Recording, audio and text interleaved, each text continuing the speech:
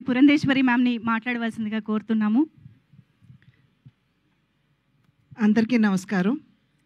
ఈరోజు నందమూరి కుటుంబానికి చెందినటువంటి ఇంకొక తరం తెలుగు చలనచిత్ర రంగంలోకి కాలు పెట్టింది. సాధారణంగా కళాకారుడంటే తపస్వి కింద లెక్క.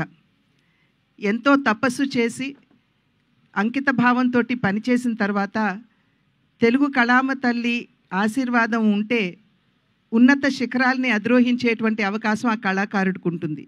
ఆ కళ ఏదైనా కావచ్చు, నటన కావచ్చు, సంగీతం కావచ్చు, నృత్యం కావచ్చు, శిల్పకళ కావచ్చు, చిత్రలేఖనం కావచ్చు, ఏదైనా సరే. మా తరానికి ముందు తరం నందమూరి తారక రామారావు గారు నిజంగా ఆయన ఒక కళా తపస్వి. ఆయన క్రమశిక్షణతోటి అంకిత భావంతో తన జీవితాన్ని చలనచిత్ర రంగానికి అంకితం చేసినటువంటి సందర్భంలోనే ఇవాళ చలనచిత్ర రంగంలో వారి పేరు స్వర్ణాక్షరాలతో లిఖించబడి ఉన్నది. తెలుగు చలనచిత్రం ఉన్నంత వరకు వారు చిరస్మరణీయులు అనేటువంటి విషయం మనం అందరం గుర్తించవలసినటువంటి అంశం.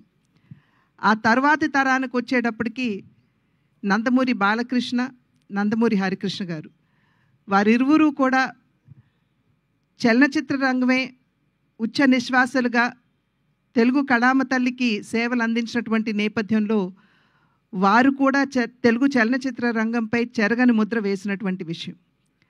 ఆ తరువాతి తరం నందమూరి కళ్యాణ్ రామ్, నందమూరి తారక రామారావు వారు కూడా అంకిత భావంతో పనిచేసినటువంటి సందర్భంలో వారు కూడా చలనచిత్ర రంగంలో తమ ఉనికిని చాటుకున్నటువంటి విషయం మనందరికీ తెలుసు.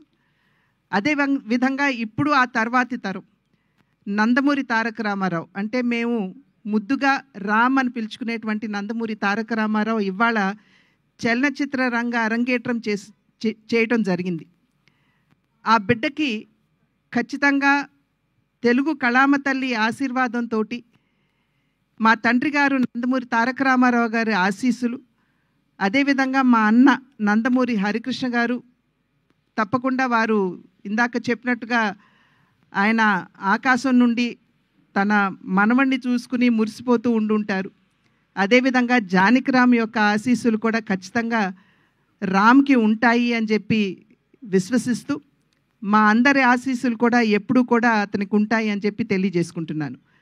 అదేవిధంగా వైవిఎస్ చౌదరి గారు ఆంజనేయుడి హృదయంలో రాముడు ఏ విధంగా కొలువు తీరి ఉంటారో వైవిఎస్ చౌదరి గారి హృదయంలో స్మృతిలో నందమూరి తారక రామారావు గారు కొలువు తీరి ఉంటారు.